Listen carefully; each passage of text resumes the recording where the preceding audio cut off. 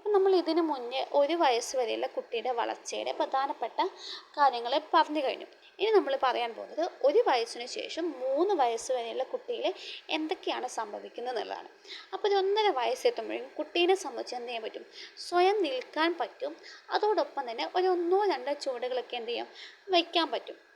മാത്രമല്ല കൈ വീശി ഇപ്പോൾ ടാറ്റ പറയാൻ പറ്റും, അല്ലെങ്കിൽ കൈ ക്ലാപ്പ് ചെയ്യാൻ പറ്റും. അതൊക്കെ കുട്ടി എന്ത് ചെയ്യും? സ്വന്തമായി ചെയ്യും.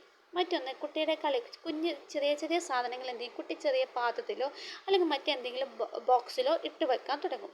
പിന്നെന്ത് ചെയ്യും? പുസ്തകങ്ങളിലുള്ള ചില സാധനങ്ങളൊക്കെ കാണിച്ചു കൊടുത്താൽ അവയുടെ പേര് തിരിച്ചറിയാനും പേര് വിളിക്കാനും അവരെന്ത് ചെയ്യും? തുടങ്ങും. അതാണ് 1.5 വയസ്സുള്ള കുട്ടി മെയിനായിട്ട് ചെയ്യുന്ന കാര്യങ്ങൾ.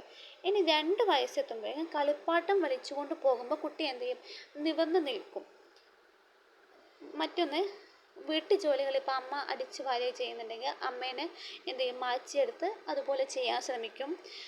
അല്ലെങ്കിൽ പാത്രം കഴുകുന്നതിൻ്റെ കൂടെ കുട്ടി കൂടാൻ ശ്രമിക്കും. അങ്ങനെയുള്ള കാര്യങ്ങളൊക്കെ എന്ത് ചെയ്യും?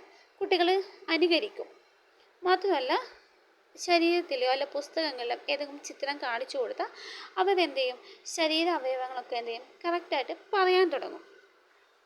ഇനി 3 വയസ്സെത്തുമ്പോഴേക്കും താഴെ വീഴാതെ ഒരു കപ്പിൽ എന്ത് ചെയ്യാൻ പറ്റും? കുട്ടിക്ക് വെള്ളം സ്വന്തമായിട്ട് കുടിക്കാൻ പറ്റും. ഏറ്റവും പരിചിതമായ വസ്തുക്കളുടെ പേരുകൾ പറയാനും നിറങ്ങളും രൂപങ്ങളും ഒക്കെ തിരിച്ചറിയാനും കുട്ടിക്ക് സാധിക്കും.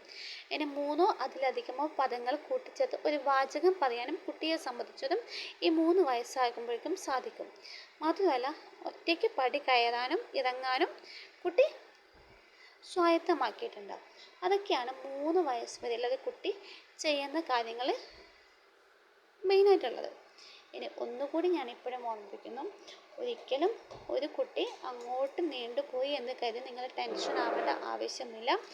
ഒരുപാട് 4 5 മാസങ്ങളൊക്കെ കഴിഞ്ഞിട്ട് മാത്രം നിങ്ങൾ എന്ത് ചെയ്യുക? കറക്റ്റ് ഒരു പീഡിയാട്രീഷ്യൻ്റെ സജഷൻസ് എടുക്കാം. ഒരിക്കലും ടെൻഷൻ ആവരുത്.